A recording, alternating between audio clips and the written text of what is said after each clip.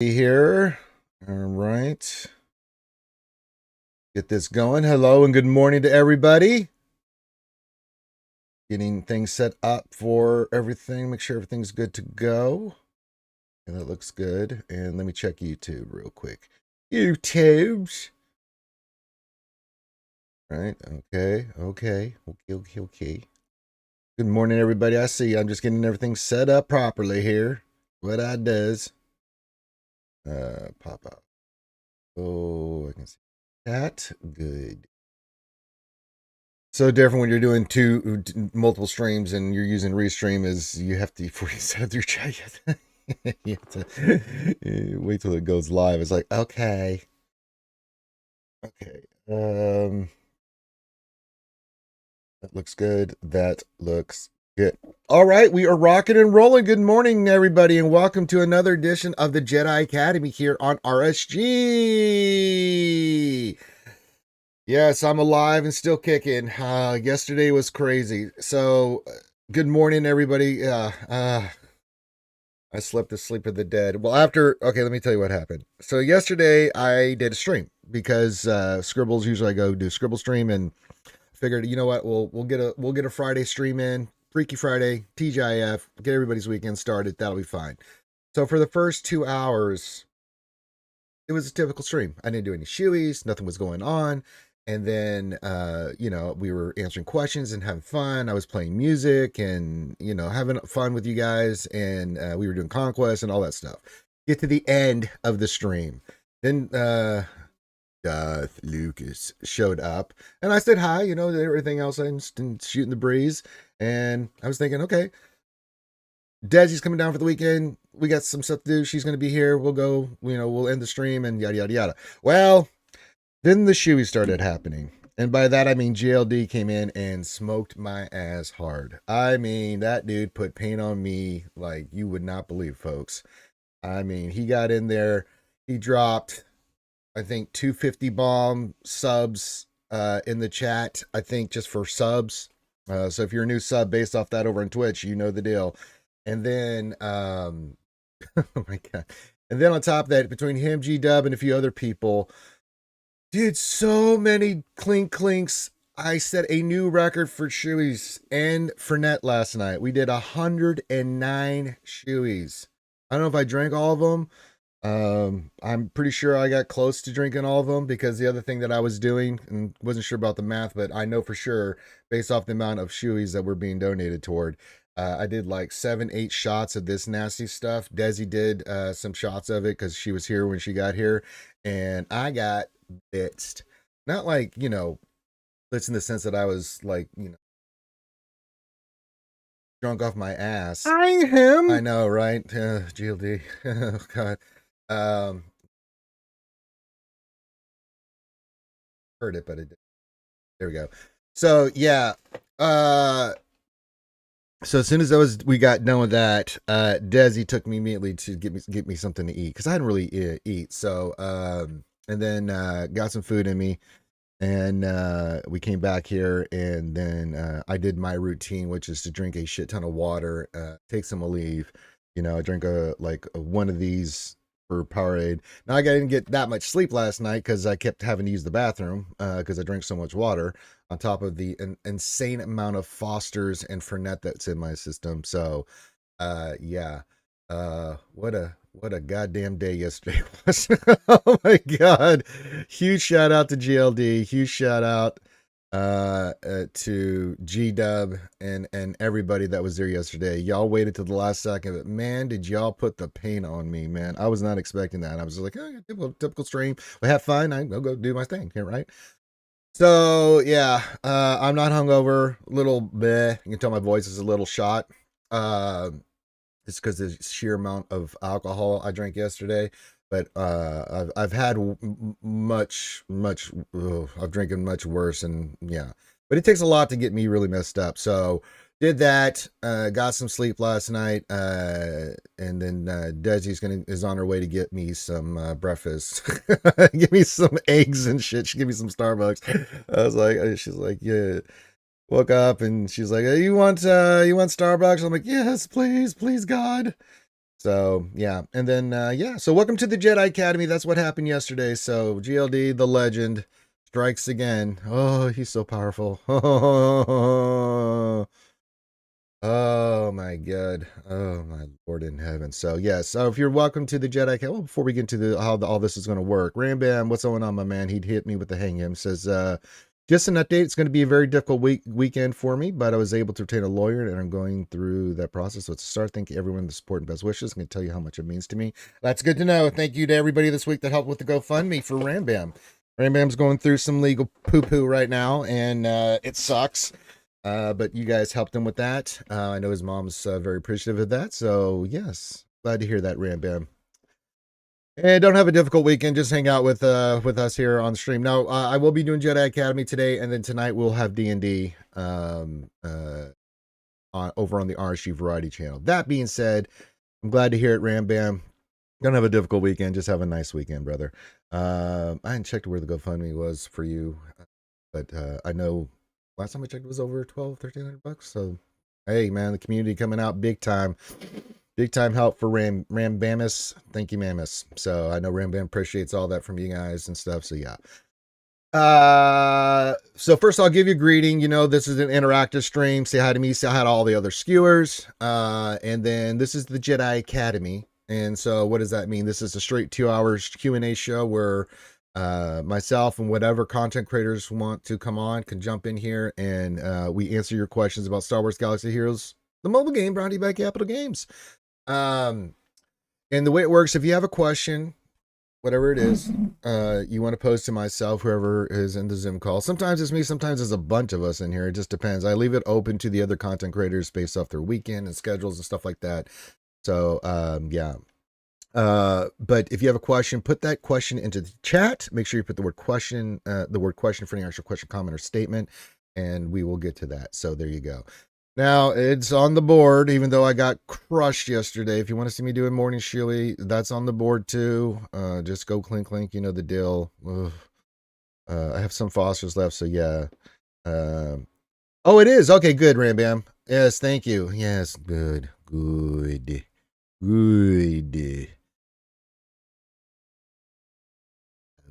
Very nice. Good. Yay, that's good. Okay. So yeah, that's how that works. And again, give your greetings. I'm gonna shout everybody out here in a second. And then we'll rock and roll. And then in the middle of this, the lovely Desi Jingle Schnarf is here with me this weekend, and we are going to do a little bit of arts and crafts, some other stuff. The final touches, just little small things. She wants to look at on the costume, so we'll be doing some arts and crafts here this afternoon, and then I'll be doing that. And it says, thank you for putting your liver on the line. Yeah, I did do quite a few shoes and for net on that day. Yeah, is what I do, man. What do I say? I do all this stuff for charity and things of that nature. So yeah. And I appreciate all you guys. So very lovely, lovely, lovely, lovely, lovely causes. And when someone's in trouble in this community, we help them. So yes. But yeah, if you are a content creator, again, you're more than welcome to come join me on in the call. If you don't have it, just message me. You should have access to the Jedi Academy link. I put that in the Jedi Academy link in Discord. So if you don't have that, let me know. You're more than welcome to come join me, and I leave it open because we get quite a lot of questions. Now, this is a slow news week for SWGOH, but it doesn't mean we don't get a lot of questions. So let's do that. But before we do that, let's say hi to everybody. We have Jedi Rules, our Legoland master over on YouTube, keeping the bed warm, says, hey, and first from San Diego. That's right. Glad to have you here, Jedi Rules. Over on Twitch, we have Darth Revan, the 85th. It's good afternoon, Darthy Revan. It's Linky. It's fun for a girl and a boy. Says, mind tricks that don't work on me. Only Fosters. That's right. Yeah, I drank a lot of it yesterday. Holy God. Oh. Bazinga, who did join us briefly yesterday, says, slept for 14 hours last night. I feel so much better. I'm glad you got some sleep, buddy. And yes, we do have our Rambam appearance. Yes. And thank you for the update, Ram. And keep us posted. And we look forward to getting Rambam back up on streaming. But, things happen to the best of us. And you just have to fight your way through it and get through the bullshit. And then we'll have Casper the Friendly Ghost back streaming here very soon. Elmer needs their spokesperson to be representing the SWGOH community. Yes. I say the guy's name is as white as glue. Okay. Supper 9-8. So hello and good luck, round. This time it's 10 past 4, not quarter to 11. Yeah, Sopper joined briefly yesterday, but him and Bazinga, I think you're both. I know Sopper's English, Bazinga, I think you're jollier in English. And they it was a little late for them last night in one of my normal streams, so they had to go sleepy time, and I understand it. Of course, we have Desi Jingle Snarf Snarf, who's on her way to get me some breakfast this morning. So big shout outs to Desi Jingle Snarf Snarf. She's taking care of me, folks. Don't worry. Even though yesterday that little minx was evil, cackling like crazy as I was getting the paint put on me. Oh my god! Did this one thing where she came over when I was doing it. Just good. I'm like, get the hell out of here, Des! Like, you little turkey. Desi was enjoying the suffering I was going through yesterday. But that being said, she always takes good care of me. Whether I'm in the costume or everything. The funniest thing is when we were in MegaCon and I'm in that costume and everything. I literally cannot move my hands to this point. It was delicious, sweet suffering. Enjoyed it, but I couldn't get my hands past here because of the armor. Right? It licked here, and I can't remember. We were sitting at a table and I hadn't eaten, so Desi went and like just. My wallet, go give me some goddamn pizza, something, and she went running over, grabbed something, but I couldn't lift my hand to either. Drinking wasn't a problem because if I had a straw, I could go like this. But I couldn't get the pizza to my mouth. Intention of how they were cracking up as Desi sitting there feeding me pizza and then having to wipe my mouth like I'm a child because I can't reach my mouth. They were cracking up like, what is going on? So that was a fun little memory with Desi. And then we had fun at the parade and stuff as well. Same kind of thing where when I'm in the costume, Desi's my right-hand man. She's there to make sure that I can eat and drink water and stuff like that. So, yes, she is my very special helper. Yes, it's a lot of fun.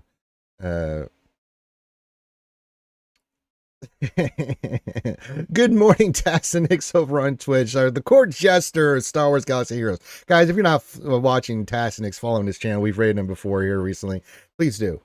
Great guy, great content creator, really knows his stuff on JC. I mean, you guys think I'm pretty good in JC, and I am. I have a winning record. I ain't nothing on Tassinix, man. That dude is he may be the Court Jester, but he doesn't fool around when it comes to GAC. How do you say your names? I'm going to mess this up. Saleya? Says hello. Hello there. Glad to have you over there on YouTube. Jedi rules on YouTube. So Stranger got a Padawan Kenobi to Gear 13 and Relic 5 last night. Oh, good. Good. Yeah. Jedi rules and very pet. Dr. Cobra, first time chat over on Twitch too, says, I was always wondering how Mandalorians will eat if they can't take off their helmet armor. It's not pretty. Yeah. Whittle 73 with a happy Saturday to you. Whittle 73. Sopper is in lurk mode. Oh, on lurk mode. Welcome, Dr. Cobra. Welcome, Saleya. I think that's how you say it. If it's wrong, just tell me I'm an idiot, and usually that's an accurate statement. So there you go.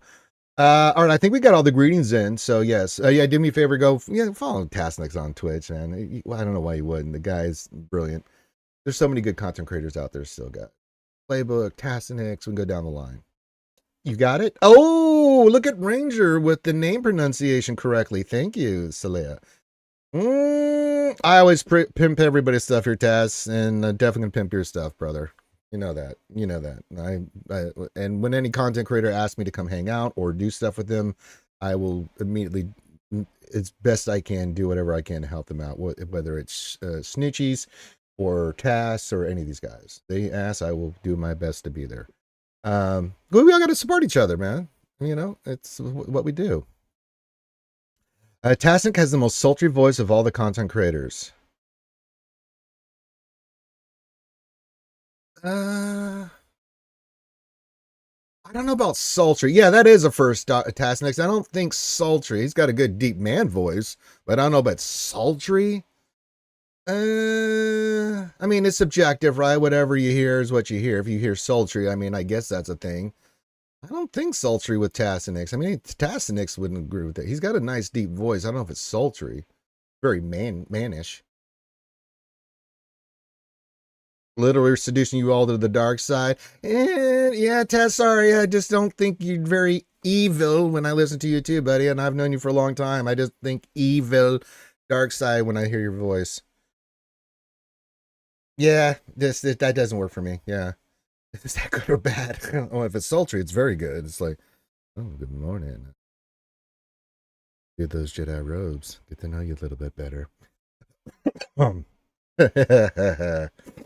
right. So yeah, so keep your questions coming in. Remember, if you have a question you want to pose, I know slow week and SWGOH, but this is your time, guys. So if you have a question, put that in chat. Make sure you put the word question in front of your actual question, comment, or statement, and I will get to that. So yes.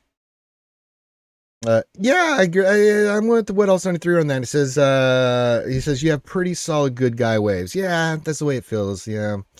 Sorry, Tass. No. Dead says I do enjoy listening to Taz speak. Yes, you can enjoy. I just don't think sultry would be the voice descriptor for that. Deep, manly, but I don't know about sultry. What else in three question? What do you think of the new SWGOH.gg redesign? I like it. I think it's really good. It looks cleaner. It's more. Thank you, Jedi Knight. Celia 212 is now following us over on Twitch. Thank you very much. Over from YouTube. Thank you. Oh, good. I like it. I think it's pretty good so far. I haven't really delved too much into it, but I think it looks cleaner. So far I'm digging it. So yes. Dr. Cobra question, are we going to get the raid requirements sometime soon, or are they going to ambush with them right before the raid? They will not ambush. They've never done that before, Dr. Cobra.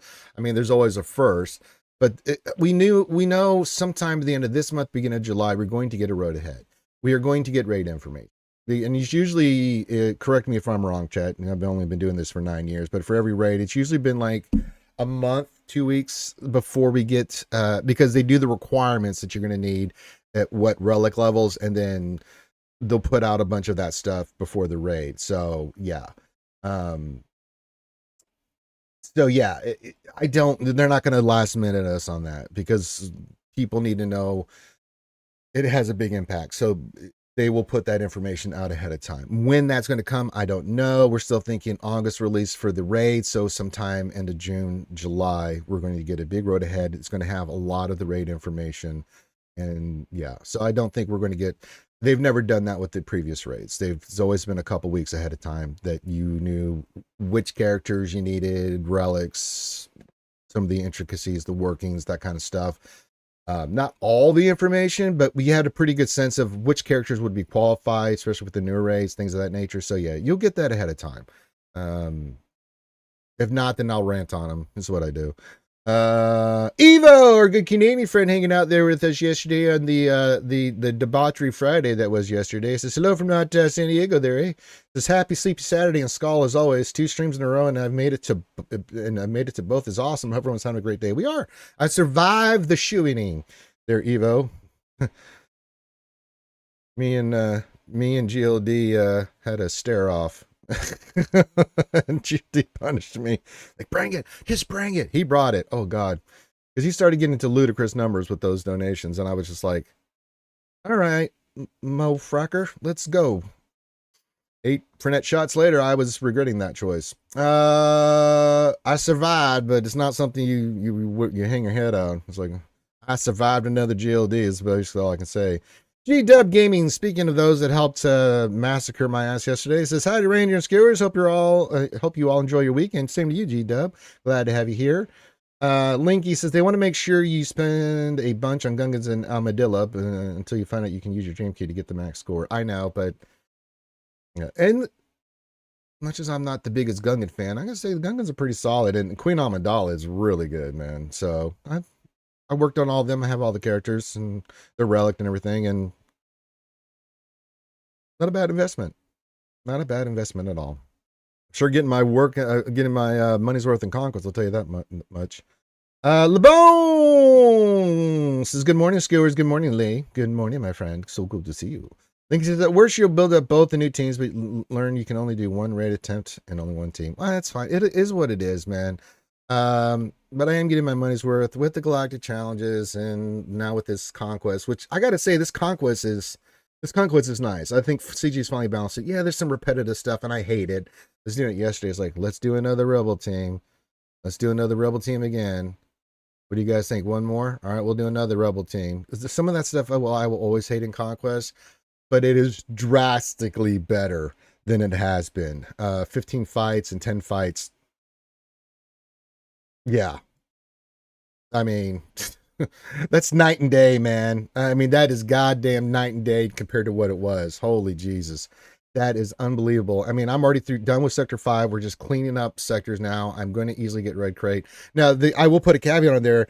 It is limited to if you have the newer stuff, but I think what they've done in Conquest, which I think is a fair assessment, is that for some of these feats, like the Gungan feats, you just have to win 15 battles with 4 Gungans in your squad. So if you just barely unlock them, all right, go in Sector 1, go with SOKR or Ray, put on auto, let the Gungans die, and then, let Ray do and them do their stuff, especially if you get the right data disk. So some of these are very, I mean, you look at it initially, you're like, man, most people don't have high Gungans, and you're like, oh, it's just 4 Gungans in the squad. You just have to win.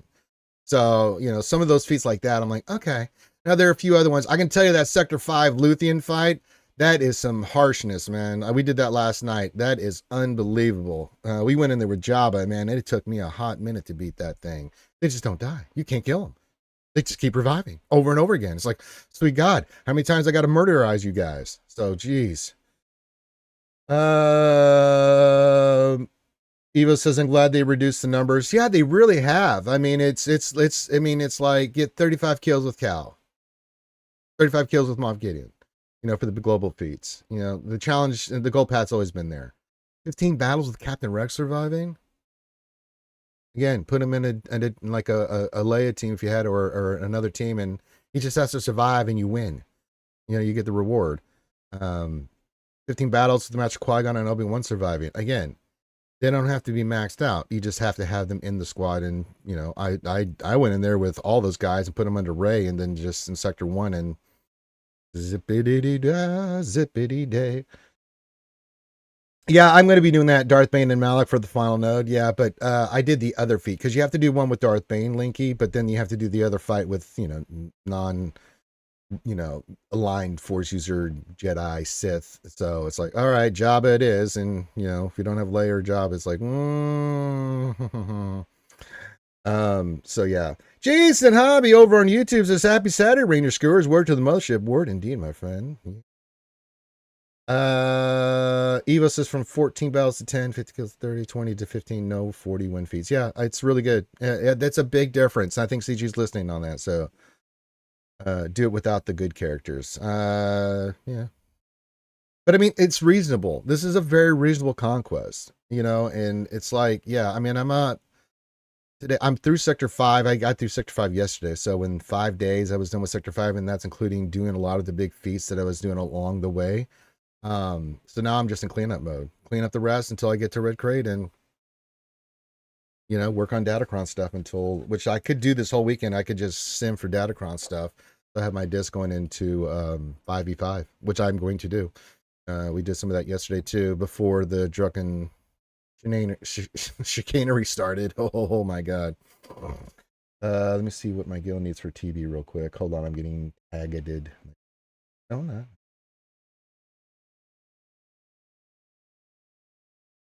Look at something. I gotta finish my layer run in the raid. Modding. The fight there. I haven't deployed yet, but they haven't asked me to deploy yet. Okay, they'll let me know. They'll let me know when they want me to deploy somewhere. Okay, we're fine. We're fine. We're good. Everything's fine. We're good. Good, fine. Okay. Tatson says, but I can't see whatever voice chat you're in, RSU server ranger. Just message me directly, Task. It's let me look here real quick. Let's get Task fixed. Do me a favor, Task. Tag me in my general chat in Discord. Just it helps me find you quicker. And then I will get you in the channel. It's Jedi Academy chat. It should be what it is. And then I'll have the link to the Zoom. But Yeah, tag me in my general Discord, and then I will just go bleh or whatever, and then that way I can tag you, make sure you've got the right stuff. So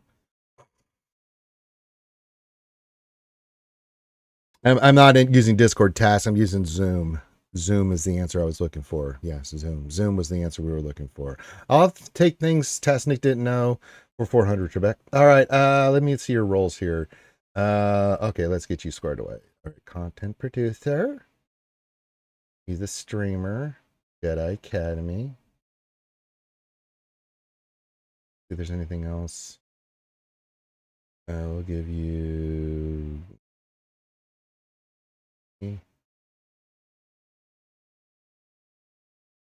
Anything else?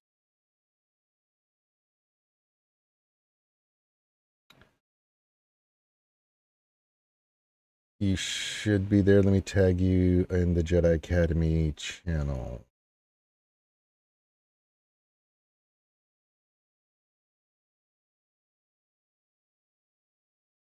There you go, buddy. Now you can get the link to the Zoom call. Huzzah!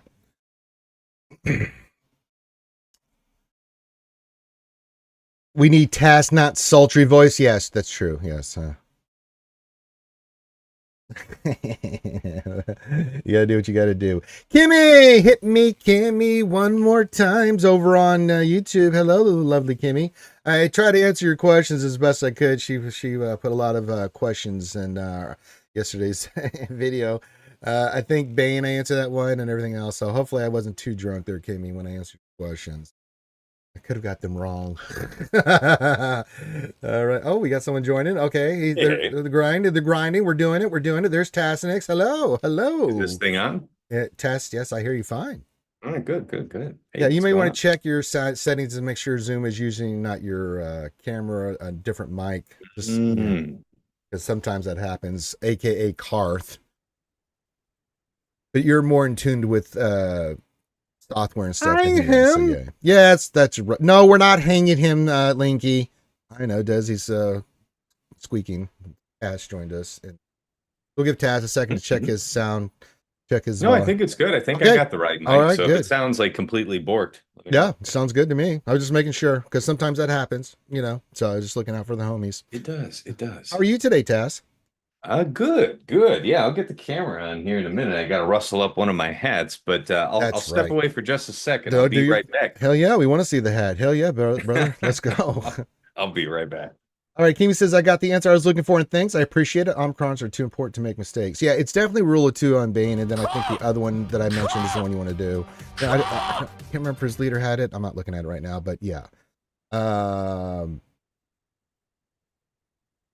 Hey, this was that a request, Linky? Linky says yes.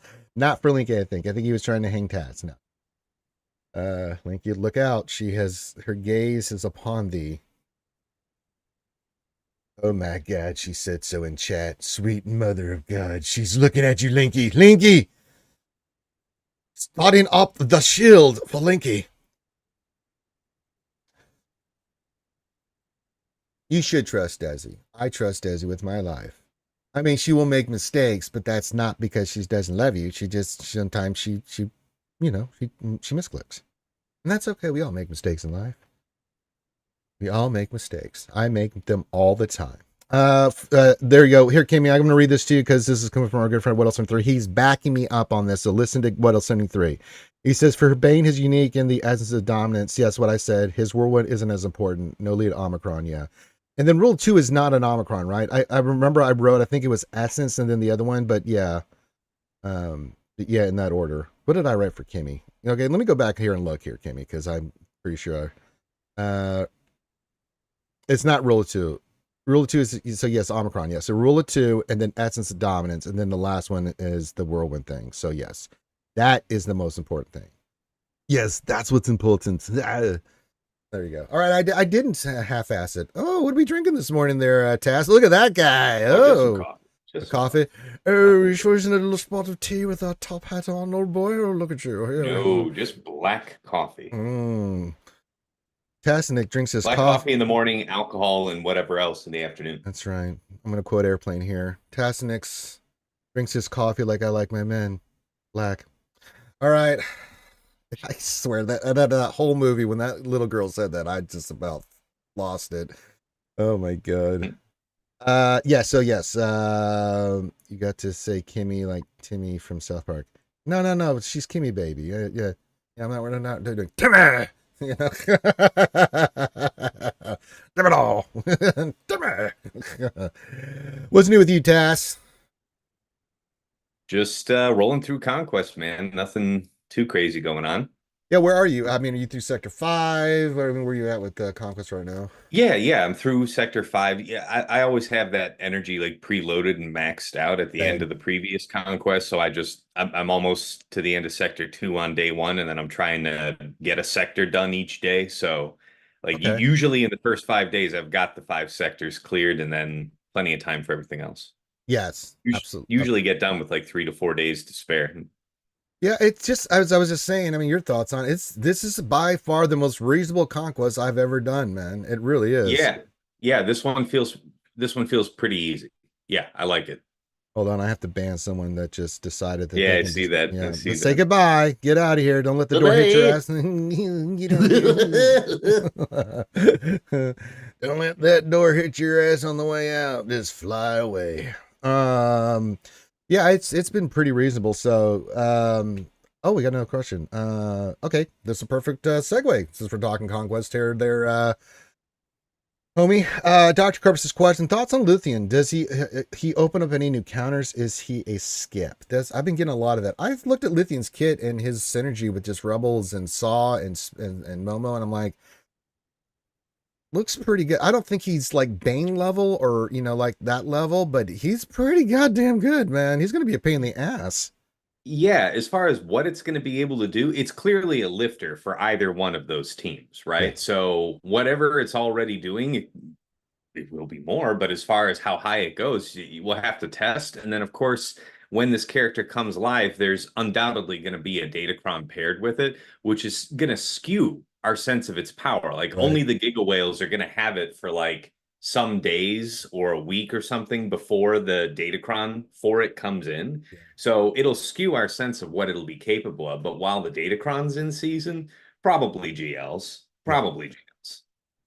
I mean, oh my god. Someone said you shouldn't skip any conquest characters. That's true. I mean, Yeah. you like Trench, you could get away with not really focusing too much on, or Dead Bod Boba Fett, but every character since then, or there's some characters that are just you don't want to skip. At least For sure. get as I always say this. I always tell people for conquest, it doesn't matter what level you're at.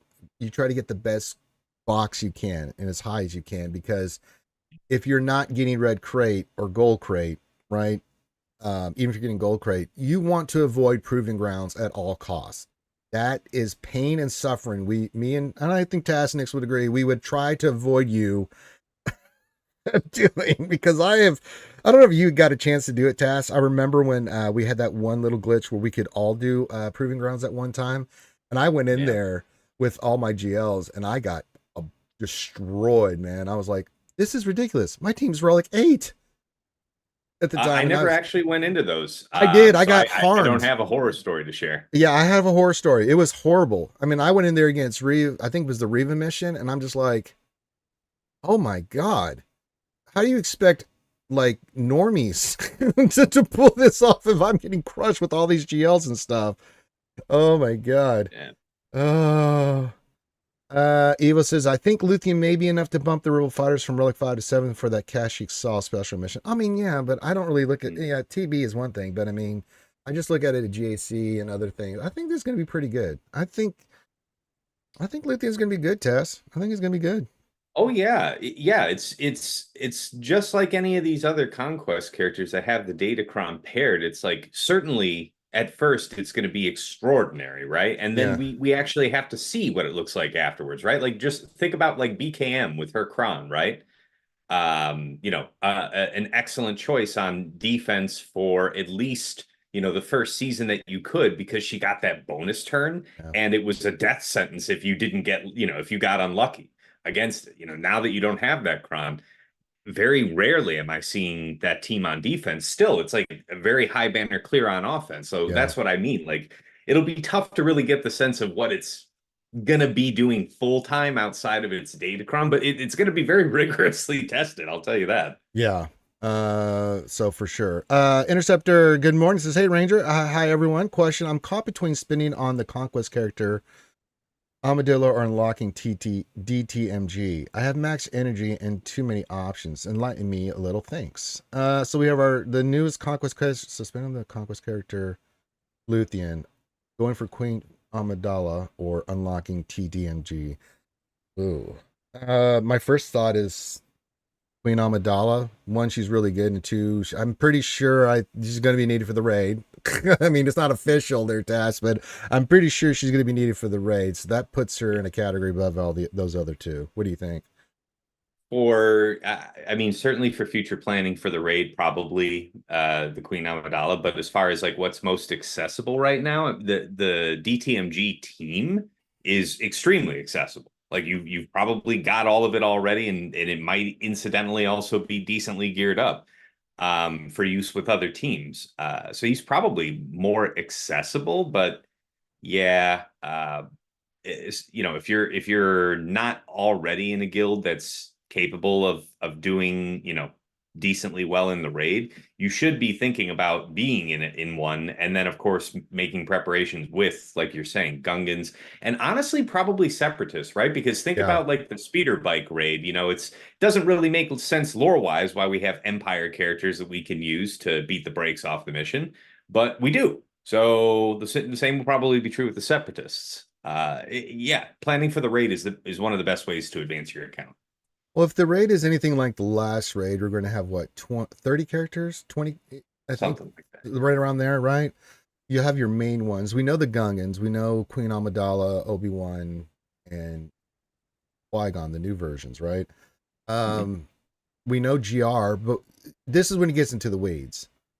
Out of the GR faction, which is a big faction, and Separatist not as big, so probably limited on, we know Stab. So you haven't been working on Stab. He's going to be one of the characters that you're going to need. But outside of that, it could be anything. I like, what was the last raid? It was Ewoks. It was certain Empire characters from Imperial Troopers and stuff like Right. that, right?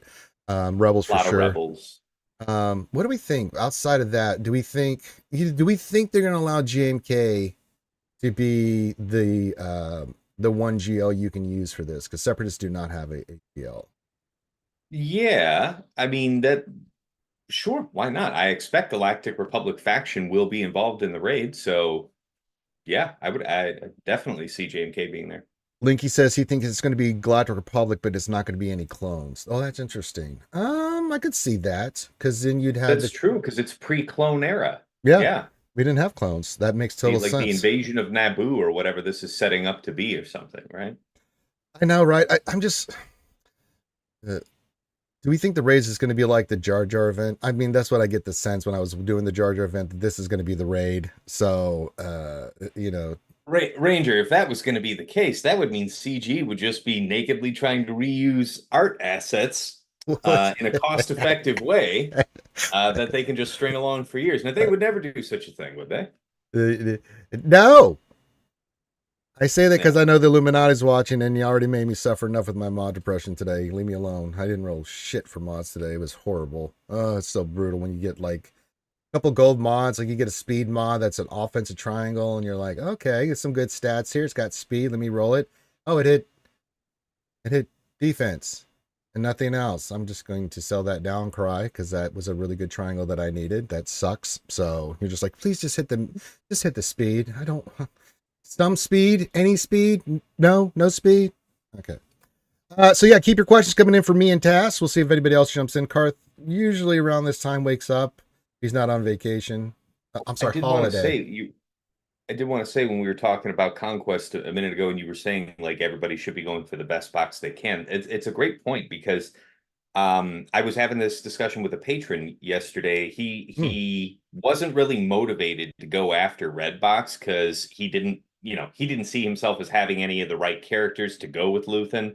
So he's like, I'm kind of lukewarm about it. I'll probably just settle for gold. It's like if you can hit red, look at the reward difference aside from the character, and think about this as cumulative. Yeah. Like everybody stands for going for Jabba because you get access to that Smuggler's Oh Run my 2 God, event yes. for those mod slicing materials and the attenuators, but you always look forward to it because you know it's how expensive that stuff is to come by otherwise. I mean, even if you're trying to farm up those materials, Oh, the drop rate's it's just not atrocious. very, yeah, it's not very energy efficient. So absolutely, even if you don't think you can make use of the character, beat the brakes off the conquest. Get as high as you can. Try to get that red box. Your account wants it. Yeah, and the other thing I always tell people is, if you want to get the $30 pack, sure. Especially if you can't get some of those feats, it's a good deal, and it also helps you with proving grounds if you're not having those characters. But usually, like for this one, I looked at everything. Oh, look, Daisy's bringing breakfast! Yay! Daisy jingle snarf snarf. Oh, is that a frappuccino? I need it so bad after the 109 she was yesterday. But the other thing too is just get the 9.99 pack, because the rewards in the other tier track that you get along the way will help you with datacrons. And there's other rewards in there that will really add up. I mean, you get omicrons additionally, you get a bunch of other gear and stuff that's like, it's kind of hard not to get at least the 9.99. I know there's a lot of free to play there, but man, the rewards there really do add up. I mean, you're 100% right on that, Task. The first thing you said about the $30 pack, that was advice I got a long time ago. If you're gonna do that, it's really great to do it on the first run of a new Datacron set. So right now, we're on the last run. It's not that it's a terrible idea, it's that front loading, like doing that $30 pass on the first run. So when we have the new Datacron set come out next time, you could go in for the $30 pack and it'll set you up with a much wider like initial base of Datacrons for those first 2 weeks. And then you could just go for, the $10 pass after that. But yes, I'm always getting the $10 pass. I never skip out on it because how long we've been doing Conquest, those rewards do add. Yeah, I mean, I do the exact same thing, except I don't get on the third run on Datacrons, I don't get the 9.99, because at that point I Mhm. don't really need at that point what I do, I call it my cache conquest, the third one for the Datacrons. I'm not really, because the first two I've gotten so much Datacron stuff, I'm set, right? Mhm. I'm I'm doing it mostly for the Omi stuff like that and the Yeah, I do $10. it for like impulse detectors, that kind of thing, right? I don't, and I usually just get the gold crate. I'm like, yeah, I'm missing one Omicron because I don't get the last track to the red crate. But I'm like, I just want to sim. I'm so burned out on Conquest. I will say I may change my mind, Tassinix, because this Conquest, man, is very reasonable. So I'm like, why not? Because I'm going to easily get through this conquest, no problem. It's not hard. It's a little time consuming. There are, but the feats, I mean, I was blown away when I first saw this, that they finally listened to us, Tass, and dropped those ridiculous 40 and 20s to 10s and Yeah, 15s. It's like, thank you. And a even lot the more other ones, accessible. and it's like the Gungans. You don't have to have good Gungans to complete that mission. Just go to Sector 1 against the Bad Batch with the Ray or SLKR, throw your 4 Gungans in there, let them die, let them kill the team, and then see if you can get some extra datacron materials in the treasure nodes. I mean, I'm blown away. I don't know how you're viewing this, the easiness of this conquest, but I mean, this is the new world we're living in, Tass. So I'm always like I'm kind of numb on Conquest personally in the sense that Yeah. I don't personally enjoy it a lot, but the idea is there's other things in this game that I don't particularly enjoy, and long ago have I resigned to. I just have to, look at it, do it well, get through it in as few days as possible, and then spend as many days after that just refreshing and getting my materials and doing more interesting stuff, like actually looking at the datacrons I can get from that, whatever. So like I've numbed myself out so that when it is a pain in the ass, whatever. I mean, I was doing this anyway. It's fine. And right now, when it is admittedly easier and really nice, it's like, okay, that's fine. I'm still kind of, waiting for the other shoe to drop, maybe on the next conquest run, kind of a thing. Let's take it for what it is. It's nice, it's fun, to blow through it quicker, and nothing golden lasts. Yeah. Yaren Landesberg has a question. It says, when Jedi Knight when is the Jedi Knight Cal event coming back? When does that come permanent? Next month? End of this month? When was his I year have no mark? idea. I know it's soon, right? Because we just had him, what, March, April, I something can like. look. Yeah, you I can think check that there's out. And finding he their will be schedule. permanent on this next pass. I'm almost 100% sure on that. Mm. He should be permanent. I don't have my SWGOH GG and stuff up right now, so because I have 900 chats. And Evo says end of the month. We will get verification from the Corchester research right now. Frack research right now. Look at him. He's looking. He's looking. Dates. We're thinking. Darth Cliff just said it in the chat. See verification there, Tess. It says June 29th is the 1 year. So there you go. Okay. Now, Nice. I got to caveat that. That's the 1 year mark. Doesn't mean that that's when his event's going to go live for permanently. Because what was the last one? What was the last It was character? early May. It was May 9th was the last run I just saw. Yeah, but the last character, who was it? That hit the year mark. They didn't release the character at the year mark. It Oh, was I like see what 2 you mean. weeks after that. That the time went by because people were going, "Ooh, what's going on? Why isn't it permanent? It's just been a year, right?" And that's per CG Mhm. stuff. So yeah, Mhm. so it'll be around that timeline, right? So yes, June 29th. I don't know what day that falls. Let me look here. Because you can look at CG's release calendar and then you can figure stuff out here. 29th's on a Saturday. He's not coming out on a Saturday. I doubt the week before they're going to, with any patch, have him come out that day. So probably after that, the week or two after that, when they do a big patch release, is when you'll see Jedi Cal come available. I mean, that's just the way it looks to me, because you got to think when CG is going to release stuff is based off when they're going to put a patch in. They try to bundle all that stuff together, right? So, GI was last before Cal. Yeah, and it was a couple weeks afterwards, I think, Tess, that GI was not exactly there at the 1 year mark. And Karth came on the Jedi Cal. I remember him saying, guys, you have to wait till the next patch. That's how they do it. It's going to be a couple weeks. So learn. Yeah. I'm not gonna BS anybody up front. Like I've experienced this burn because I did get these characters on their first runs, but Same. I mean the community backlash about like GI in particular was heinous Oh and my God. very deserved, very deserved. So yeah, I hope they do right by y'all with Jedi Cal. I really do. He's really good. He's Yeah, really, really yeah, good. he's good. He's so good, man. He's like so much more useful in threes. Like he's good in fives, but like Yeah. you can apply him a few different ways in threes that are great. I mean, you can run him in threes under JML if you're going for a hard pipe hitting team, or you can put him with a Batsa led, tank him to go smoke a Malga's team. I mean, JKR lead, a yes, JKL lead, like, silly. yeah. I've even run one where I did Jedi Luke and Cal, and I was like, just because I had them left over, I hadn't because of the defense I was facing, and oh my goodness. So, all right, let's get into this task while we get some more questions. Again, if you guys have questions for me and Task, put those questions in the chat. Make sure you put the word question for an actual question statement so I can yeah. Linky says, what are you doing in the background there, Desi? You arranging his toys? No, she's eating. She hasn't had breakfast either. And then yeah, she wants to look at that too. So don't worry. Arts and crafts time and other stuff with Desi, Jingle Snarf will happen. It has that womanly eye that I don't, which means she's better at it.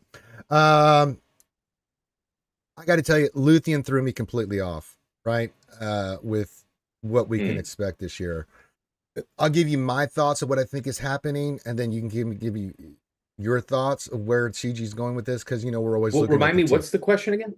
So the question is, now that we got Luthien, which completely threw a lot of his content creators off of like what we were predicting was coming this summer, because the last 3 years it's been a capital fleet of some sort in the summer. Fall has been a galactic legend, and then in the wintertime we got whatever legendary they were interested in doing. It's always it gives them a little bit of flex to do whatever they want. That's why we get characters like Star Killer and Dr. Aphros, things of that nature. With Luthien coming out as a conquest character, sure, he'll eventually get his ship. I still contend that we're still going to get some galactic chases, and I still think we're getting a separatist capital fleet, and still a GL in the fall. Now, that could be timeline could be changed because we still don't know when the raid's going to launch, and there's going to be a lot of stuff associated with that. With Luthien, do you think it's just a one-off, or do you think maybe, as been brought up before, that they're going rebels or something, or they're doing something completely different than what I just said? Ooh, you broke up there. Uh, They're going what now? that they're going to go full rebels or something completely different than what I just said. Well, I think that there's definitely a strong Andor bent coming to the future for characters, right? Mm-hmm. There's still like a good handful of noteworthy characters that are not in the game in any form that, like we already have like what's his name that goes with K2. Yeah, Cassian. Yeah. Andor. Duh. Like, but you don't have like the TV show new Andor, right? Like and certainly they've released other iterations of the same character plenty of times. So I expect more Rogue One because I think I heard that it's the season 2 that's coming out Yeah. later this year of Andor. So you could expect a larger pocket of Andor related releases around that point in time. But yeah, I was hoping it was going to be Trench's capital because I'm still pissed that they never gave me a trench icon. There's no trench icon in the game. Where is my trench icon? But yeah, I think I don't know what to read of Luthen aside from a predictor of much more Andor to come. But does that lead into? Do we still think we're going to get a cap? I mean, There's no reason why they can't do both. Like they don't. True. They like they released.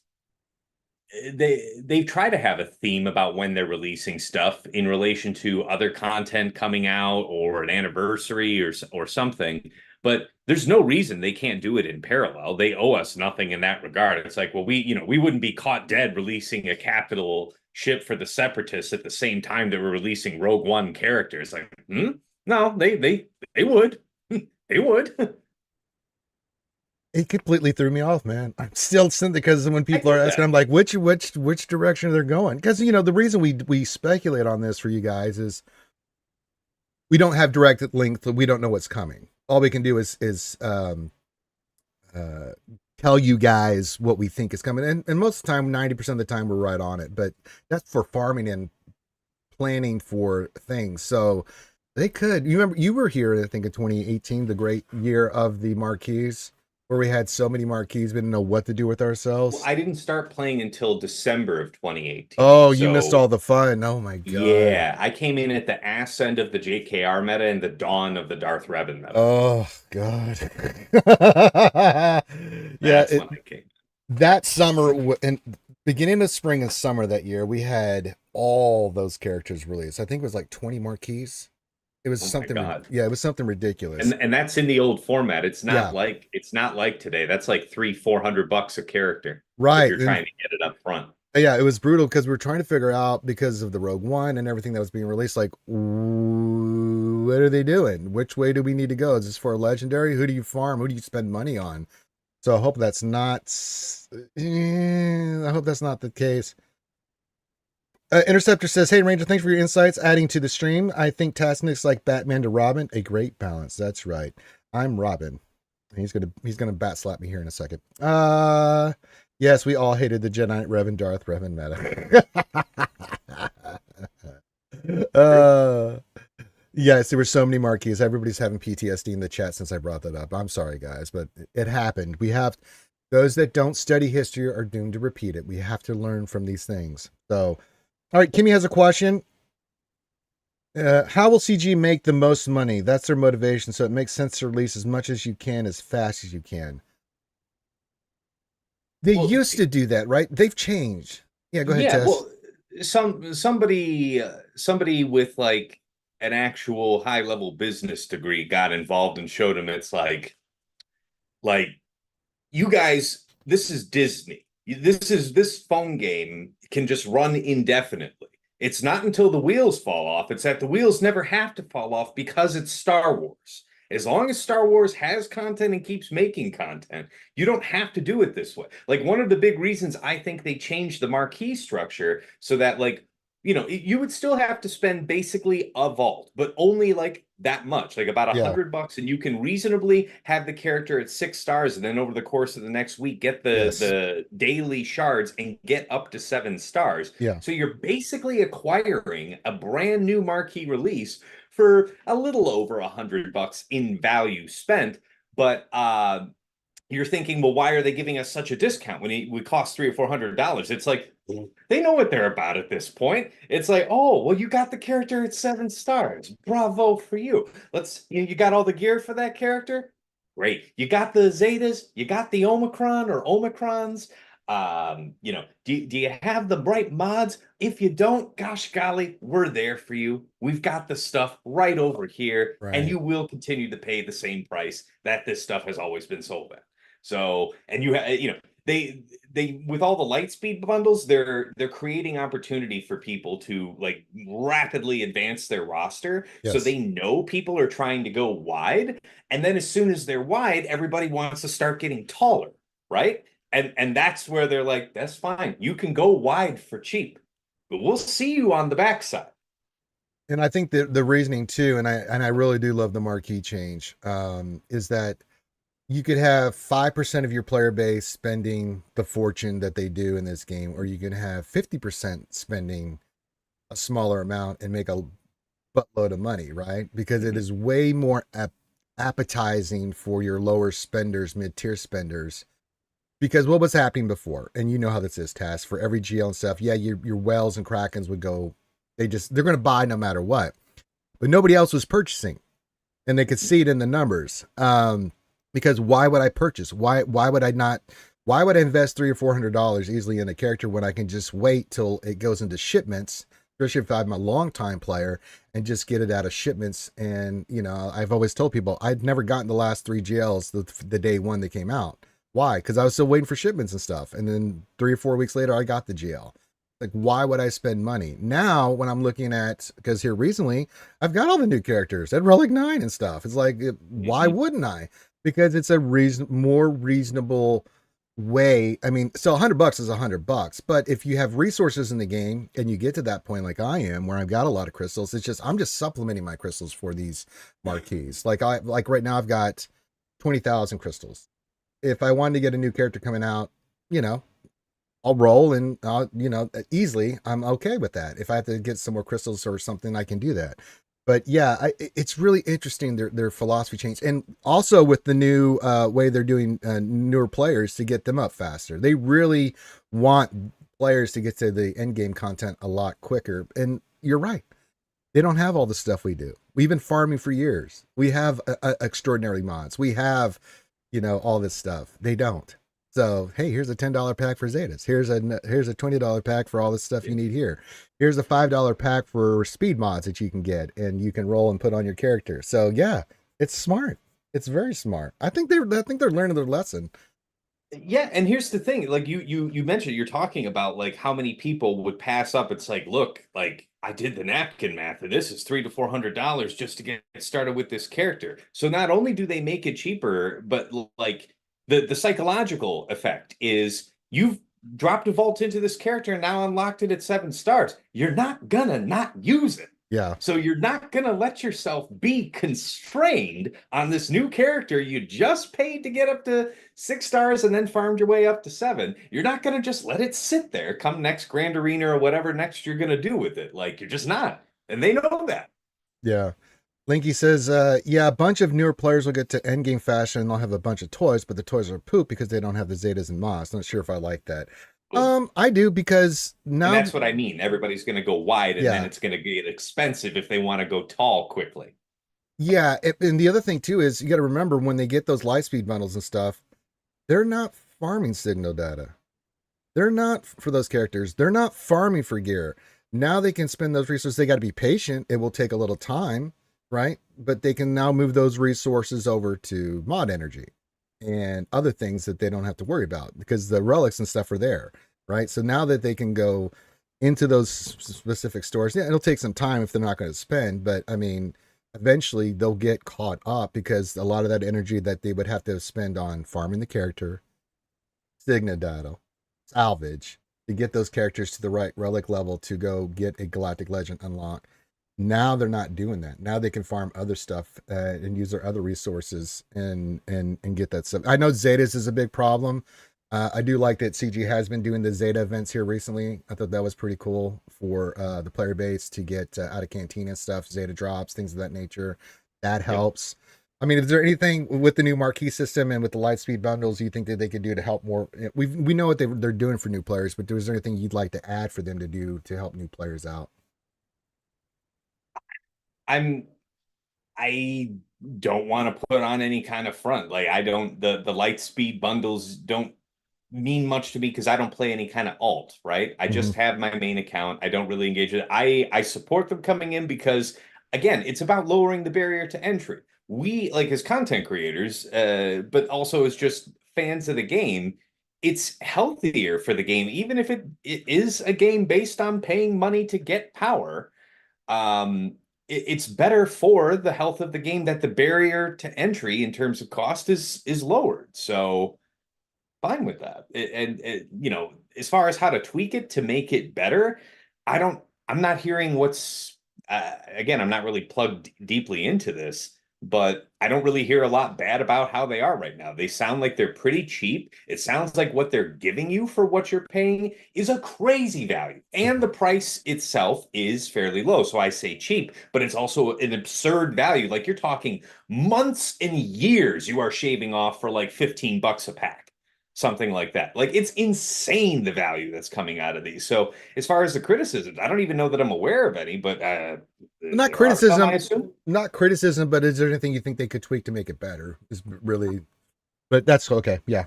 Yeah, I mean, maybe after a certain amount of time, make the pack something that maybe you could farm. Like the only way you could make it better would be to make it free somehow Yeah. because it's already a disproportionate value. Yeah. Um, yeah. Lightspeed bundles. I mean, those things are wild. Taz have been through all the farming of all these characters. It is pretty rough, you know. I think someone asked me the other day, do you feel like your count, your older count is diminished because these newer players are coming up and getting all this stuff? Like, no. It's like if they can get this stuff easier than what me and Taz had to go through to get these. I mean, if you've not done a Lord Schmader farm, let me tell you, if there was a Lightspeed bundle that I could have bought for $30 back in the day to get all the characters at Relic so I didn't have to dick with them, oh my God, Taz, I would have done it in a heartbeat. I don't care if I didn't have the Zetas or not because the Chirotex alone needed for the Bad Batch and then that's the insane Relic levels needed for Lord Vader are insane. So if someone offered me a $30-$40 pack to get Lord Vader to be unlocked with all the characters, I'm doing it. I don't know what you feel. I'd buy that. I would have bought that in a minute.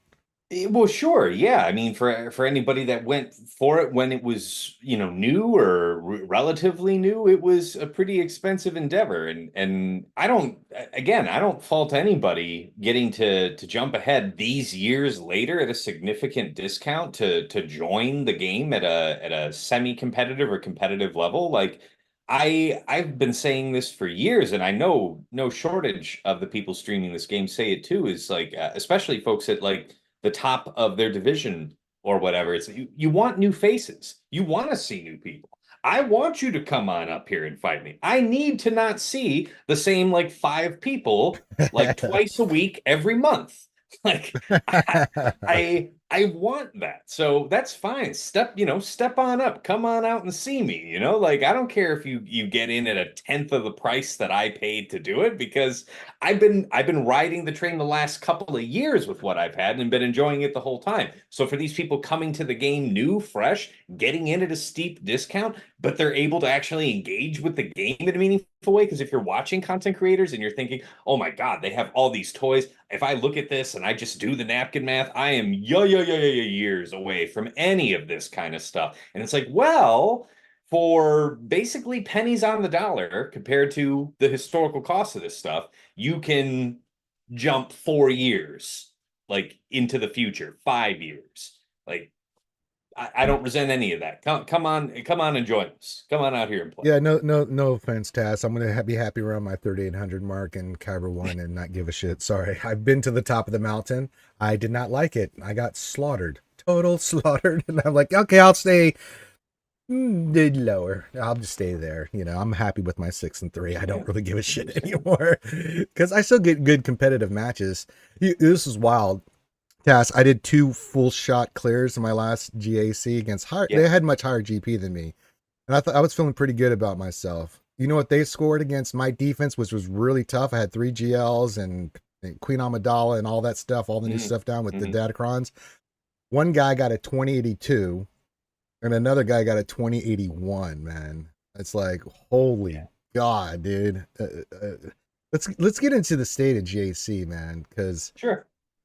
It has definitely switched from the days when we first started doing GAC with a lot of defensive stuff to now it is efficiency.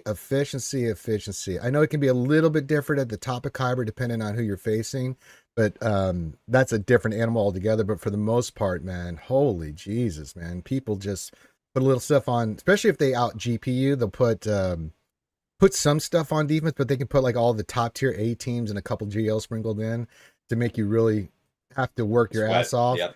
Especially with the Datacrons, and then they send full tilt 6 GLs and a whole bunch of stuff on offense. I don't know how it is at Kyber 1 top, but it's hard for me to judge because the only time I watch it is when we're doing car stuffs on Friday. But car does different stuff. He's a different animal altogether. But like, how are you feeling about GAC with the, where Datacrons are in teams and things of that nature? Because we got 5v5 coming up. Now that's a little bit different. With 5v5, 3v3 is just there's so many teams, it's just insane. But what are you feeling for this upcoming 5v5? I mean, I'm very excited to see what we're gonna do with the full power of the Queen Amidala team, because I think like early on, I obviously this will adapt as I get to play with it a little bit. But I think the other two going with that is like Xeris, and maybe Xeris for sure, and then maybe Grandmaster Yoda. Something like that. Grandmaster Yoda, okay. Yeah, because it's like he isn't like hardened. Yeah. He's like mostly going with JML, right? And we certainly can. He's like one of the best pairings, but not like tied at the hip.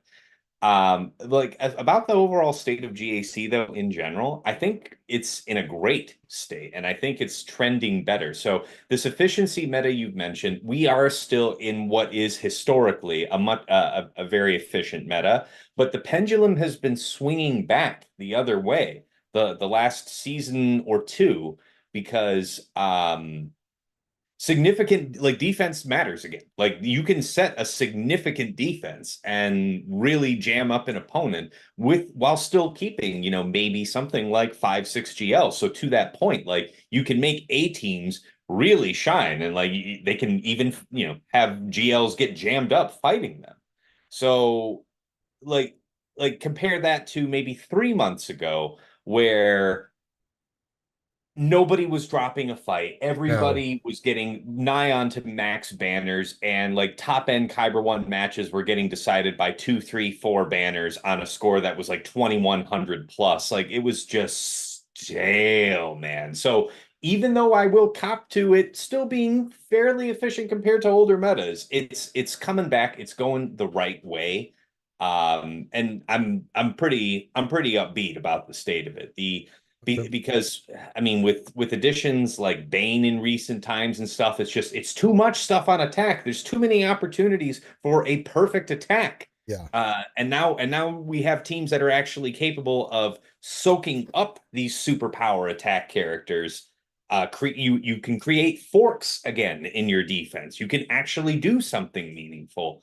We're going in the right direction. Yeah, I think so. Let's talk about teams specifically in GAC for 5v5. The Queen Amidala team, I have been just racking my brain. I knew I was going to put Xeris with Queen Amidala. That just makes total sense, right?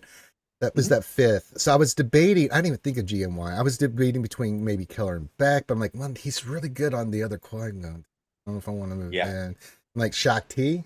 I don't know how you feel about Shakti on that team, because she dispels, she counterattacks, gives them counterattacks. I don't know how you feel about Shakti on the team. She's a fine choice. She may be one of the ones that I'm going to be testing. I have to see how much I like Grandmaster. Shakti brings a Bless you. lot to the party, to be sure. Yeah. Okay, so we've got the Queen Amidala. So the Queen Amidala team, and I think we're both on the same page. Queen Amidala, new shiny Qui-Gon, Padawan Kenobi, uh, Zaris, and then either Your Shakti, choice of yeah, Shakti or GMY. Okay, and then Gungans, offense or defense. I don't know. I know the Datacron's really good, but you it know, is. I mean, in particular, the we saw after like maybe a week and a half of this last 3 versus 3 season that the defensive performance of the Jar Jar level 9 on that Kron was way outperforming Boss Nass.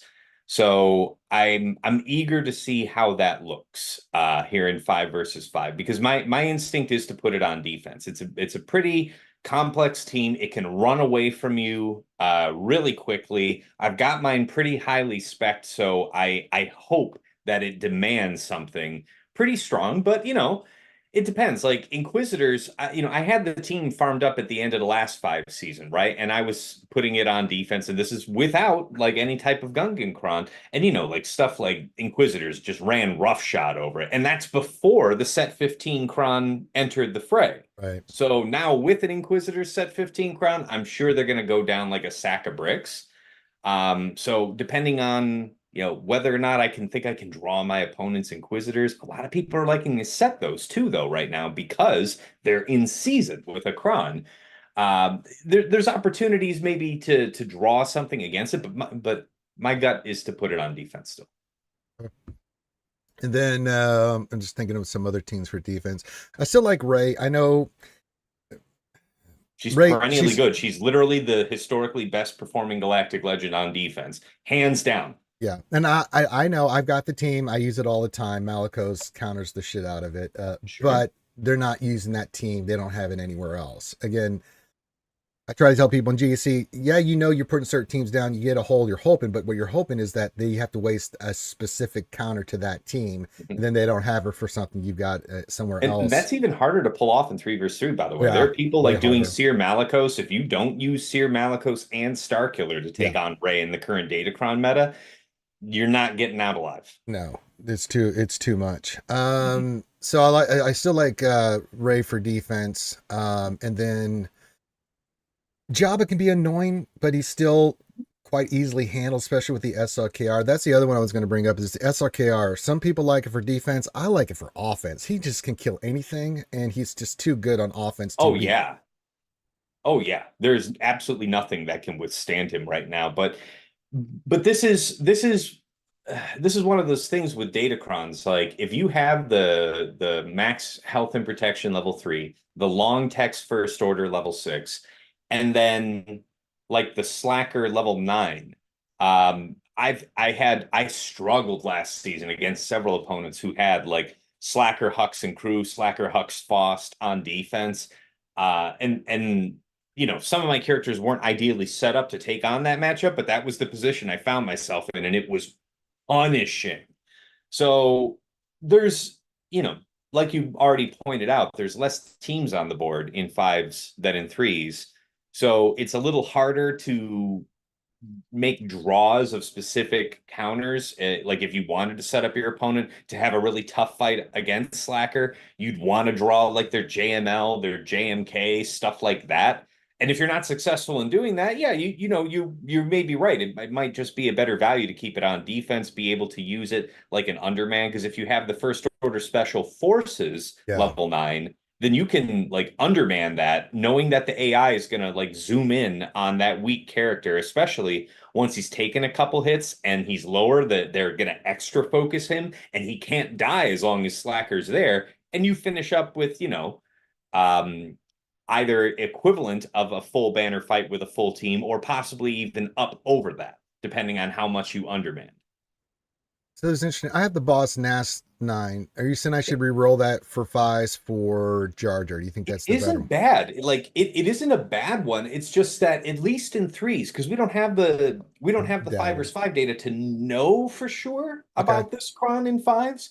But like I don't know how many of these Jar Jars you were fighting last season with that level 9 Cron, but like if you had that team like Nass, Jar Jar, and Phalanx, the number of turns taken and the amount of time taken just by Jar Jar and Phalanx like triggering each other and pinging off of each other, it was a serious timeout risk. Now that won't be as much of an issue for timeout in 5 versus 5, but it's a really oppressive level 9 effect on Yeah, that Jar Jar level 9. So I want to think that it probably will perform competitively with Nass. Although intuitively you can feel why like that extra life on that shield generator that might really help you survive to start fighting back against something like Inquisitors, because Inquisitors will just melt a normal shield generator. All right. yes. If you don't have like an extra life on that, like what the Nascron affords you, it's gone practically instantaneously. And then the Inquisitors have no It's problem just melting the Gungans. oh yeah. So I guess it depends on what you see your opponent doing, but I feel like there's merit to playing it both All ways. right, I'll keep boss and we'll see what happens. I'll be the guinea pig for that. So outside of that, I mean, I can't think of any other crons we know about the Inquisitors. I mean, yeah, there's a Bad Batch one with tech. It's actually pretty good. I think it's going to be solid for fives. But It you have to have the slaps. It right. slaps. It slaps. But you have to have the right speed. You still have to have the Bad Batch go first. It'll do all its stuff once you get them going. But make sure you It's a check win speed. harder button in my opinion, Yeah, because like making tech hit hard isn't what really makes or breaks that team. It's like you said, like being able to go first and or having the right turn order, yeah. that sort of thing. Yeah, it definitely slaps, but I don't know that I need that slap to like. I don't know that that level 9 enables new matchups that No, you couldn't do before. And that's really the determinant for me, right? When we're judging how good a 9 is, what are you doing or not doing against this 9 that was not the case before this Cron effect? yeah. All right, we got another question here, guys. Keep your questions in. We got the court jester Tasnix join us this morning. Make sure you guys go to his channel and follow his stuff, as I always pimp other content creator stuff here. He's one I you should appreciate follow, guys, especially when you see some high level GAC. I I know I'm appreciate I'm Kyber one and I'm in the mid tier, but I don't try as hard as these guys do. So Karth and Tass and them, I kind of look at their stuff and go, it. I'll lurk here and see what they're doing. Interceptor question. Very hypothetical. If I had all resistance in first order at gear 12 and Darth Bane to follow quickly, do I go for the geo requirements or Bane priority side project? Boy, Bane, please, God, he's so good. It's So ridiculous how stupid that guy is. Oh man, it's one of those like, what do you have to do to get Bane? I know. It's just conquest. This. Okay, yeah, that's right. He was a conquest character. I mean, so here's the thing, depending on your level of competition in Grand Arena, let's say that you're fighting in an area of the game where there's a lot of Gear 12s getting actively used, on offense and defense. So you're talking about something decently competitive as they are right now, like you said. Bane is able to punch crazy far above his weight. Does he benefit from you putting on, gear and relics and all that? Absolutely. It makes him do everything he's trying to do faster, harder, quicker. He can close out the fight that much sooner. But he is just one guy, and historically, going for a galactic legend opens up, like in particular for first order, you Right. get fleet out of it, you get at least one A team, a couple of B teams. So, for roster development, I think going for a galactic legend means more overall, but Bane is one of those I win buttons in the game. So I don't want to understate his value, but he is just one guy and he does one thing in one spot, right? He Yeah. doesn't pay out value in multiple areas like going after AGL would. He's So not in very good in TB. particular, yeah, in particular, mentioning that you're already on resistance and first order, both of those yield fleets as well. So if you can only divert one way, I would skew towards AGL of your choice. Mary J says Taz Bane can be used defensively. I mean, he can, and he is at mid tier and stuff, but it's like, I've seen a couple madmen. I want to say I've seen Fatal do it as a back wall team a few times too, and it's even gotten some holds. Like That is a corner case though, because you're basically citing Fatal there, and very few people are setting themselves up in the way that he does, because he he sets up his mods then and saves them in hot utils, and then loads a custom loadout that's removing a mod from virtually every each character, and it'll be like a non-arrow mod, right? So it's difficult to intuit how he's got his specs set up for certain things, and like, yeah, yeah, you can make Bane do something on defense, but you'd have to create a precondition for him to do it. You can't set him up front where somebody gets to use, have the maximum options and the full of their Right. roster to decide how they want to engage it. You'd want it as a backwall team, and then you'd want to be setting up some draws in front Yes. of it. So it can be done fine. Yeah, that's like the C argument. Yeah, you can put C on defense, not up front. Unless it's a very specific reason, like I see, oh, I see that you always like to use Slacker against Sith Eternal. Well, what wouldn't it suck for you if you use your Slacker against my Sith Eternal up front, just like you like, and now, there's like JMK hmm with a Galactic Republic Chronon in the back. And what are you going to do now? Hold on, doing some stuff here. But yeah, getting back to that other question. I would say get Slacker, get Bane to just unlock, and then you can go once you get Slacker set up, right? Get a GL, then you can go back in and put the gear on Bane. So that way you have the Yeah. GL and then Bane, and then you've got And all he's those going to be able to teams. punch up wherever you are. Let's say Yeah, that you're mostly fighting with gear 12s where you're playing. This guy can be gear 10 fighting gear 12s. I am willing to make that guesstimation. yeah, Like, I think that's a thing. yeah. What else? Any three? You threw it out there. In 3v3, Bane only holds about 31% of the time. Oh, there you go. Yeah. I mean, That's what I mean by it can be done. Like, you would have to have a board set up to allow that to be sensible, and then you'd have to have some type of kit put together there yeah. with your team composition and how they're modded. Like, you'd have to be trying to do something special. It's a lot of work to make that work, but if you were of the mind, it could be done. A little My while. thought process on Bane is that he just gives you too many possibilities to on offense to give you flex on whatever you need it for. I mean, it's a nice thing to have in your back pocket on offense where you're like, I can use Bane here, I can use Bane here, and I can use Bane here, and then I can use these other teams here, here, and here. So I think Bane for me is going to be an offensive character. It's kind of like Interceptor, what I said about Bo. Can you put Bo on Yeah. defense with their Datacron? You could, but that young lady, even now, even without her Datacron, she still slaps the crap out of Inquisitors and other stuff that you see on defense. She's just too good on offense. There's just certain teams like that one time when we were doing GAC and I cleared an entire GL wall with non-GLs, because I had all the teams set up for it. And then I had all the GLs to go do fun stuff with you guys in GAC because I'm like, okay, I'll take Ray out with the Ufus. I'm going to take Lord Schmear out with Bo. There's a there. Let me just go use Bane, and it's like, it's pretty cool when you can do something like that with those characters. It's an investment, but once you get your counter set up with this, it's like if someone wants to go hard defense, then I'll just use all my non-GLs to clear it and then have my GLs to go hard the other fun stuff, so yeah. All right, get your questions in. We're going to go for a little bit while longer here. I saw Tass's lovely little one behind him. I'm sure I appreciate you She being just wanted here. help getting her socks on. Oh, socks. Yes, yes. How many kids you got, Tass? I can't Just the remember. one. Just the one. Okay, couldn't remember. Would love more, but just the one for now. Just the one for now. I know, Mary J said that's just the way the game is right now. Non-GLs overpower the GL. Nothing really holds. It can. You have to have the right setup, and you can get caught with it, right? Because sometimes you can make a decision where you use a certain counter on a team non-GL, and then you're like, oh God. You get to the back wall. You're like, I wish I'd not used Bane here on the front wall. It's like, that would have been nice because we had that happen where I used Bane on a team and we had that lay in the back, that one JC that gave me hell in a handbasket. Oh, shoes time.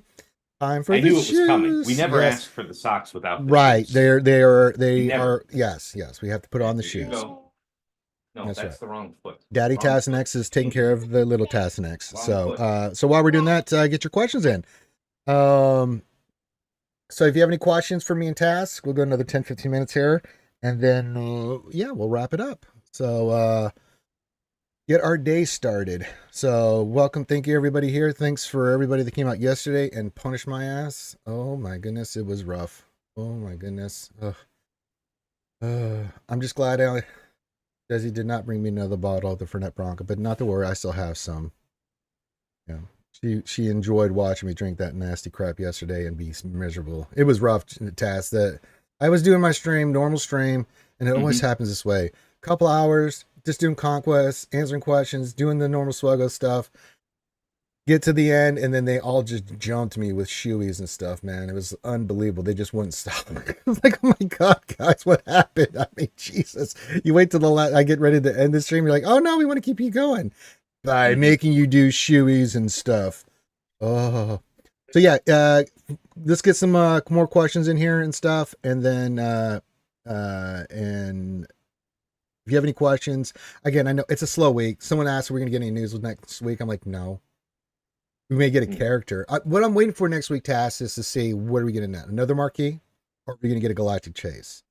Mhm. I don't know. What do you think? We got to put money. I mean, I don't have a prediction on that. I'm just along for the ride. Mm, I have no idea. I know they always think that like Ranger. What do you think? And then I tell them. Most times I get it right, but then Yeah. there's those times you're like I didn't see that coming. Like I really thought that this conquest character was going to be something separatist. I there's like it's got to be either a character or ship that we're going to need, just like they did last year for the Leviathan.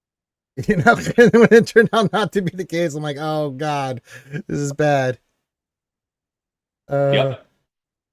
GW Gaming, our good content fellow creator, says, question, who do you think is severely underrated character that may not be utilized as often as you'd like? For me, I like Kyle Katarn is really underrated. I don't know if I'd underrate Kyle Katarn. I think with Luthen coming in, that's going to make that team more dynamite. Yeah. Underrated characters. Character who's underrated. I mean, it depends on the level of play that you're at, because anybody who's been running with it for a while knows better at this point. But Gar Saxon and ISC are underrated. Yes, good one. Uh, they have for many seasons now have been a high banner solution, like maybe losing just the protection banner, so two banners off the top to counter gas Rex fives. Like not just like explosively counter, like under 1 minute, bye-bye, like no more. They're incredible. Now, of course, if there's enough potency on the gas team, or if there's a cron that's enabling potency and their gas is able to land his days on Gar and ISC, the jig is up, the magic is over, they will just die. But otherwise, what are you taking against gas? Like, particularly in threes, like in 5 versus 5, you still might be able to pull off something like bounty hunters if you respect for it. But in threes, that ain't gonna work. Like, usually you're using something very expensive to deal with gas on defense. So the fact that Gar and ISC do God's work in fives and threes is very impressive to me. I a team that I don't know is underrated, but I think has been underappreciated right lately is Bounty Hunters. You just mentioned them. They can counter a lot of stuff, man. They are still really really good, and you have a lot of flex with who you go in there, especially in threes. I mean, Mhm. Boss, Grief, and Mando, OG Mando is really good against a lot of stuff that people forget about.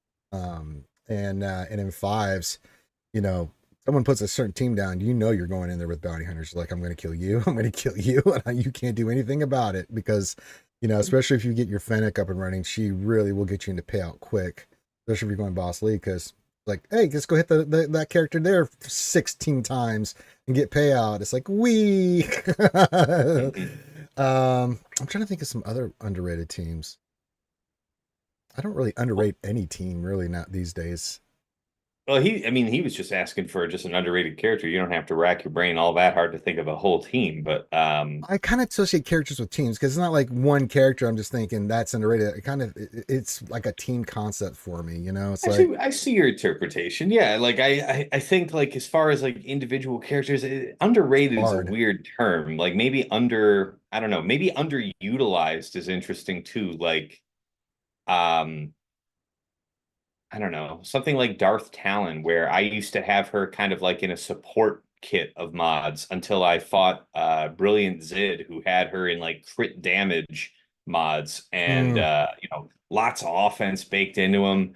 Um, she she was by far the greatest threat on like a Sith Eternal League team that had like Malik and DR and BSF. Like everybody else was doing effects and doing some damage, but especially once she got her frenzy going, Ugh. dude, like just crushing. Because I was using Sith Eternal against that, and it's like full health, full protection C. She does one of these hits later game, half health C. Just full protection gone after whatever I've been Oh my draining off God. of people with chains, everything down to half health. One big hit from Darth Talon. So she can hit significantly harder than you might be thinking she could. And she does the same thing under Atreya. She'll whack the crap out of Even more someone. so. She's Yeah. she's got a much more baked in synergy to go with Treya. But that's what I'm saying. Like maybe you're used to thinking of her in a more limited sense, or in only application with Treya, or maybe just in like support mods like I used to. But she is a destroyer. Yes, absolutely. Rakaran, my friend, says question: when will CG get their head out of their beep? He meant to say ace. And tell us what's coming. We've had enough dead time in winter. I mean, you should be used to this by now, Rakaran. Me and Tass are. I know the content creators are. We have big dumps of information. Then we get nothing. We get trickles of stuff when they release characters and things of that nature. But they're going to release it when they're ready to release it. They're not going to. I mean, CG's motto now is when we're ready to give you information, we'll give you not just some, they give us a buttload of information. I mean, my God, when they release something, go look at the last couple of these Road Ahead and things that they've released. It is like a wall of text. I mean, you're reading the Gettysburg of addresses of things. So it's just like, oh my God, how much information is there? Goodness gracious. And then we get nothing because they just laid it all out. You know, it's like that's their philosophy. Outside of any new characters and stuff coming in or changes that they have to do for patches and things of that nature, you're not going to get. It's just their philosophy. I don't know, Tess. I'm just used to it by now. You know, I mean, I Yeah, wish. Yeah, I don't wait for the news like that. They showed us who they were years ago with their level of wanting to be in communication and in effective communication with the player base in what we would consider to be a reasonable amount of time. They showed us, how much they care about that, and so I've long since abandoned expectations.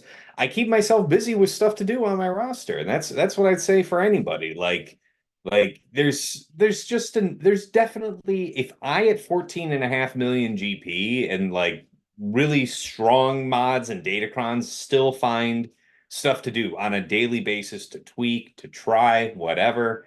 Um, Virtually anybody has a whole bunch of stuff that they can, just narrow their focus on, and whatever's coming's coming anyway. And they might, just like you were saying, like when you're trying to predict what's coming and think about how you want to reserve or allocate resources when you're anticipating something, and they hard juke you with some other thing coming out. Abandon expectations. Just work with what you've got. Work with what you see that they have said is coming or is in the game, and just let the tide take you when it's going to take you. yeah. I mean, it's good to predict and it's good to be prepared, but preparation for me is hoard.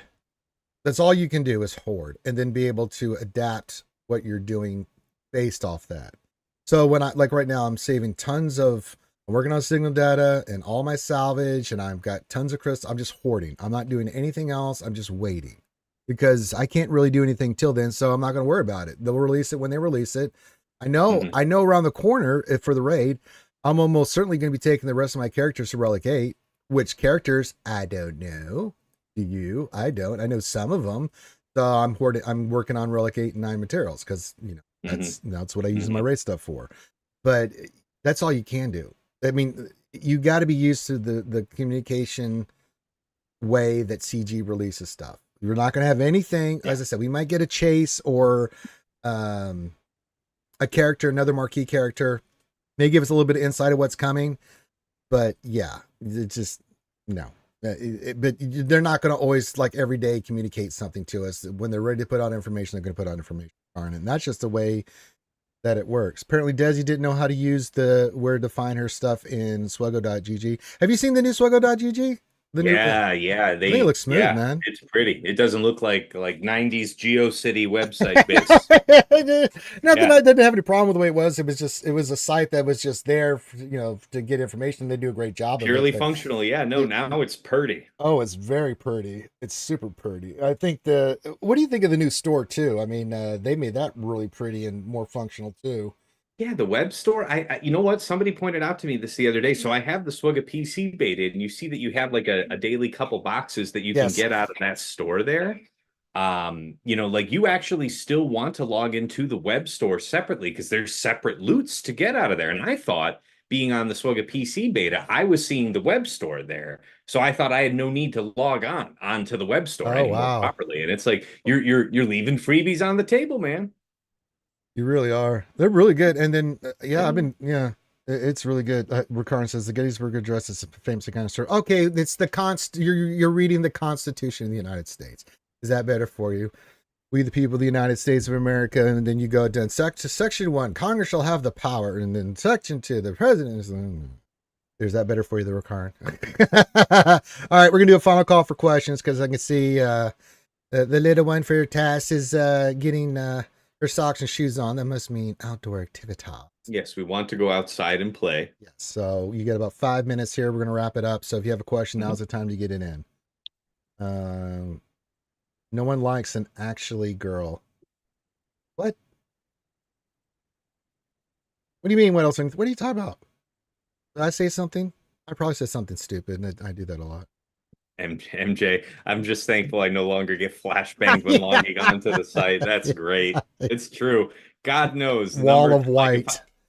man, when I'm on the road, I usually play Swigga from the PC, but if I've been on work trips before where like I'm playing Swigga on the phone and I have to log on to swigga.gd for a counter. I'm laying in bed. It's at night. You pull up that site. Ah, Blinded by the light. I feel that. I feel that, MJ. I do. Oh, speaking of a legend, Darth Eldor. The Swedish chef of Swiggo himself is in the chat. We can answer this question, I think, and wrap it up. Says, hello, everyone. Question. Any speculation on where Luthen will fit when we get him and when we might see a ship?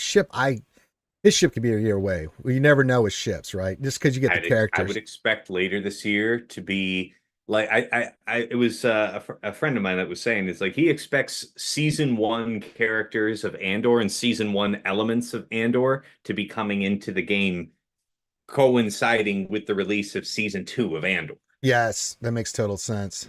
So yeah, I that makes sense, right? Like that tracks it. There's a you can feel it's like, yeah, I could see why they do that. There'd be heightened interest, and absolutely, I expect we'll get Luthen ship. There's no way they're leaving that money on the table because that ship's dope. Now, as to where he fits in, I haven't made up my mind yet because he looks very creamy in both a Momo team and a Saw team. I'm kind of leaning towards Saw because that is some nasty stuff, man. Especially after doing the He's a lifter for either, so Yeah. you'll have to play test to find what's different, what actually works differently with it. But like as far as like where his fleet would fit, this is the time where we're talking about Admiral Akbar, like seriously entering back into the meta, because you're talking about like the disused Kyle Katarn ship, all these disaffected rebel ships that are getting truly a real ragtag band of ships that could be brought together cohesively by Luthen's kit. And it could be like when you're actually seeing the fleet in game, it'll look like a discombobulated just mess of ships. That's still gonna work, just as the rebels worked. Like it would be a thematic triumph to make Akbar fleet return to the meta with that ship. I would be very excited for that. I'm still surprised, even to this day, Luthen, I'm not Luthen, but that with Akbar, we haven't got a B Wing. We haven't got an A Wing. We haven't got Red 5. All those ships could come in and fix Akbar and we would be done with it. They just have to let it sit there. And they could even pull it from Return of the Jedi. All wings report in. Gold leader standing by. Green leader standing by. Mauve leader standing by. I made that one up. So yeah. I'm just in there going, that is such an easy 1, 2, 3 fix right there. If you want to throw a Luthien ship with like a couple of those, by all means, if you don't want to bring in Red 5, but come on. That fleet is. The only time I use Akbar is when I'm forced to an event or I have a cleanup that because things went to poo poo with RNG and ships. It's like, I guess I'll use Akbar to clean this up. Rockaren says, so Saw for defense and Momo for offense, maybe, and ship will be in a year since Pilot does Conquest. Yeah, you never know. I mean, they did in Conquest, they did Malgus, and then they did his ship pretty quickly afterwards. So you never know. I mean, No, I like that take though, because Saw is almost like with his Omicron on, he's almost always relevant as a defense team. Right now, like I think there's a couple things that deal with it cheaply since you don't have that Chiricron in the game anymore. But my point is that he's always on the cusp of being a relevant meta defense. yeah. And yeah, I mean, Luthen will surely be a lifter for that. However, it ends up playing out. And then, yeah, for offense, I do want to see what Mon Mothma can take on because it'll be more like Mon Mothma's only barely something you don't use because of how powerful turn meter gain is in this game. Yeah. So I could see it. I could see it. I like that take. Yeah, but Saw with Chirrut, Baze, Luthien. Oh my God, that's going to be.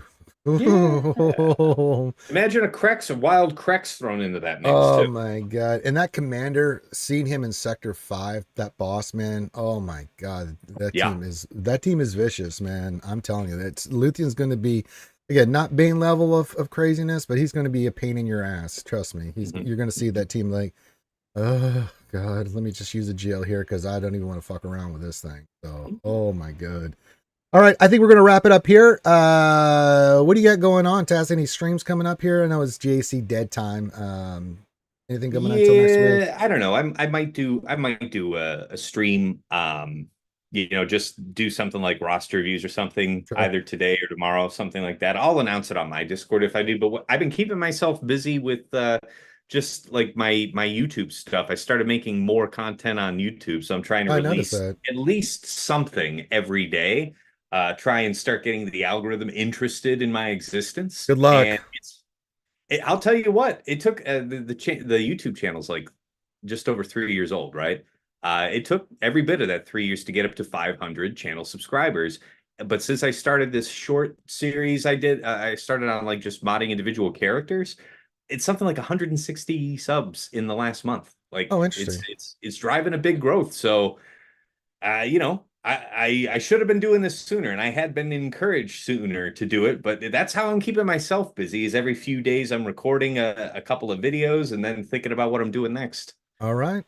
So with that, we are going to wrap it up. Where can folks find you, Tassinix? Give your channel information on YouTube and Twitch, if you would please, good sir. Yeah. I mean, of course, twitch.tv/Tassinix. And I wonder if the command will work here in your Twitch. No, I don't have the command. My stream elements. You don't have a stream elements here. Okay. You can try to put it in. Well, it's Tassinix Gaming on YouTube, just a stone's throw away on a Google search. Tassinix Gaming, that's where you'd find me. So, and then my Discord, the link to my Discord, you can find either on my Twitch or on my YouTube page. Either way, you're good. All right. Hold on. I'm gonna Thank you though. Thanks for having me pop in. It was a fun time. All right. With that, I got to go take care of some stuff. I had to let my guild leader know I'm streaming. What do you need? He's like, deploy dark side. No, don't deploy dark side. People aren't listening. I was like, okay, what do you want? I won't do anything. Jeez. Poor Matty Ice. I feel bad for any officer that has to deal with TV and stuff. That's why I'm not an officer. Good God, y'all go through too much stuff. So yes, hit the thumbs up, subscribe to all that stuff. Go check out Taz next stuff. So on behalf of myself and Taz, thanks for joining us on the Jedi Academy. Salute, and I'll see you tonight for some D&D. If not, I'll see you on Manic Monday, where we continue on our SWGOH journey. Everyone have a great rest of your day and enjoy your weekend. Peace out.